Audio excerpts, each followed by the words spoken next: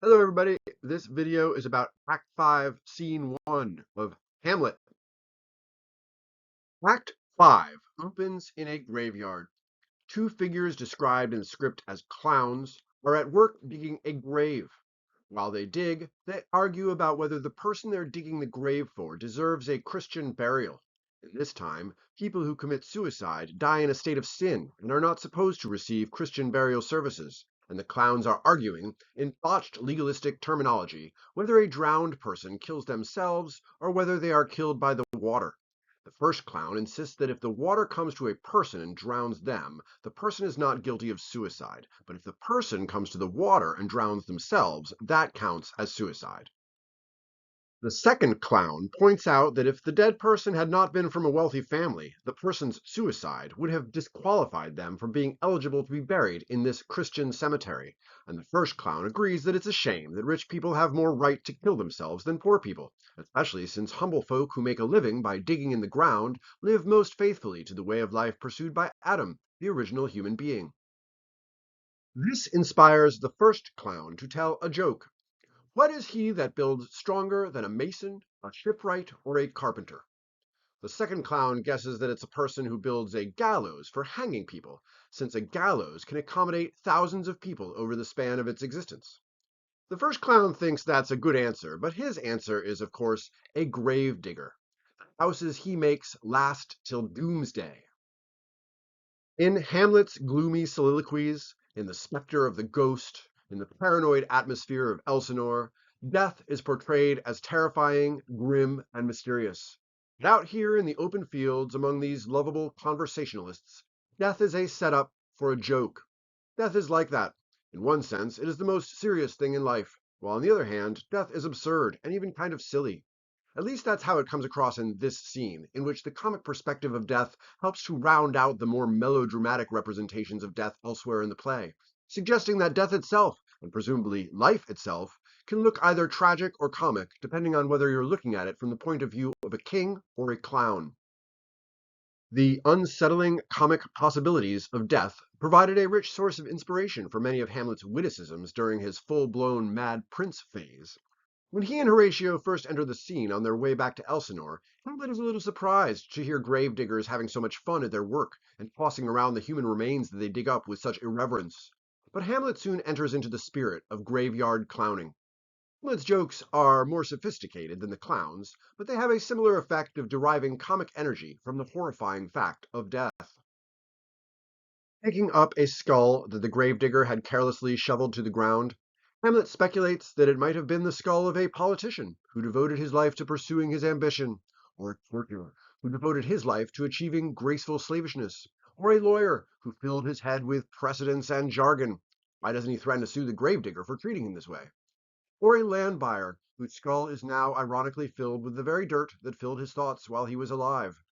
The skull makes Hamlet wonder why anyone ever bothers to do anything when they all wind up as a bunch of grisly remains in the end. Hamlet asks the grave-digger clown what kind of man will occupy the grave that he's digging now. The gravedigger makes some jokes, indicating that the grave is for a woman, not a man, and that she's not really a woman either, not in the present tense at least, because she's dead. Of course, the audience has probably guessed that the dead suicide victim whose grave Hamlet is asking about is Ophelia, but Hamlet doesn't have any idea. There is then a kind of dramatic irony around Hamlet's theoretical speculations about death in the abstract, which contrast with the very heartbreaking reality of the sad death of Hamlet's own ex-girlfriend, a death for which Hamlet himself is largely guilty. This double vision allows us to experience the scene in two ways at once, through Hamlet's nihilistic weariness regarding death in general, and also through the pointed human tragedy of an individual dead person. Hamlet switches the subject of the conversation, and we learn that it's common knowledge that Hamlet has been sent to England because he was crazy.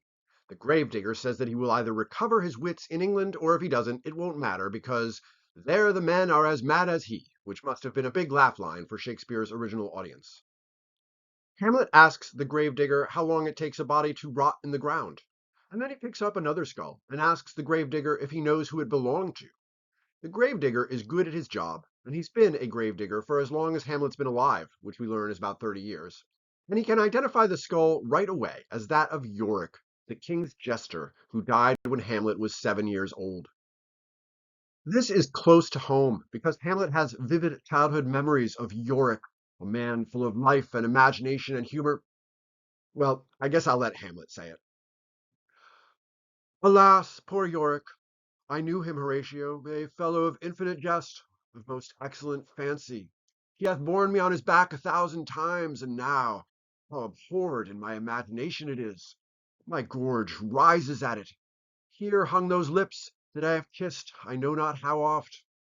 Where be your jibes now, your gambols, your songs, your flashes of merriment that were wont to set the table on a roar?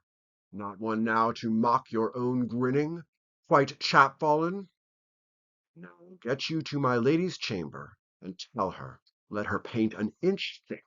This favor she must come. Make her laugh at that.